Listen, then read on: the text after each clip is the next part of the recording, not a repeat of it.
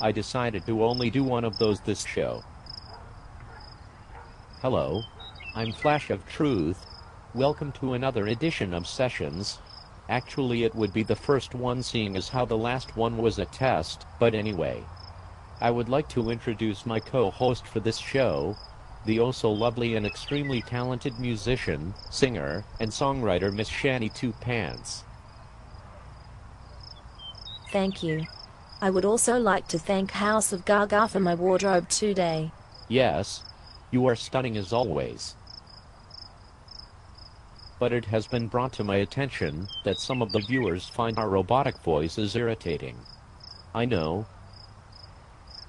I do not understand it either, but regardless, I want to keep each episode fairly short. On this first edition of Sessions, I would like to talk about two things that I think go hand in hand, and what I feel are two of the biggest problems with the world today. This supposed war on terror and fear. The Obama administration on Sunday, October 3, 2010, warned Americans of potential terrorist threats in Europe and urged them to be vigilant in public places, including tourist spots and transportation hubs. It said, current information suggests that Al-Qaeda and affiliated organizations continue to plan terrorist attacks.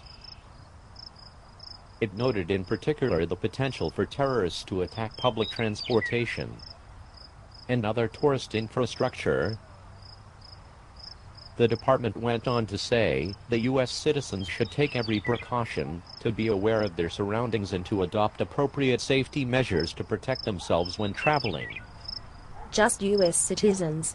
What about everybody else? The French Defense Minister, Hervé Morin, said, "The terrorist threat exists and could hit us at any moment." Yes. And sickness, cars, and meteors exist too, and could hit us at any moment as well. Isn't that what some might call a no-brainer? Exactly. If this is a surprise to anyone, then you have no business being outside, let alone traveling anywhere. And is it too logical to assume that, if you do not want to get stung, that it is a good idea not to poke the hornet's nest by fighting terrorists with violence and terror? Is it really so shocking to know that it actually creates even more terrorists, and increases the chance for even more terrorist acts? And can someone please tell me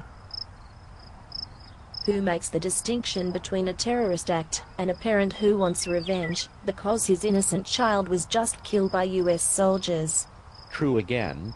So, is it a surprise after 7 years of this asinine war on terror and all of this fear-mongering that Americans as a whole are finally starting to realize our government is the Chicken Little of terror awareness and the truth in general? Fear has always been an effective, though more often than not, abused, means to control the masses, as evidenced by history and things like evil dictators and religious dogmatism.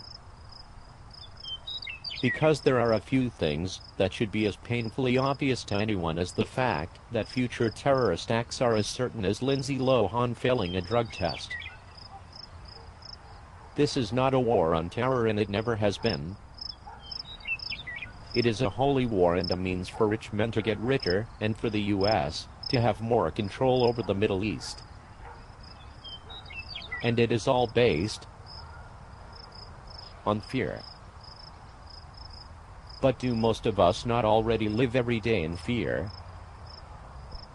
Fear of losing our jobs, fear of losing our businesses, fear of losing our pensions and retirement, fear of losing our healthcare, fear of not being able to pay the bills, fear of not being able to provide for our families, fear of us not losing our minds and all of this madness, and fear of the people that do.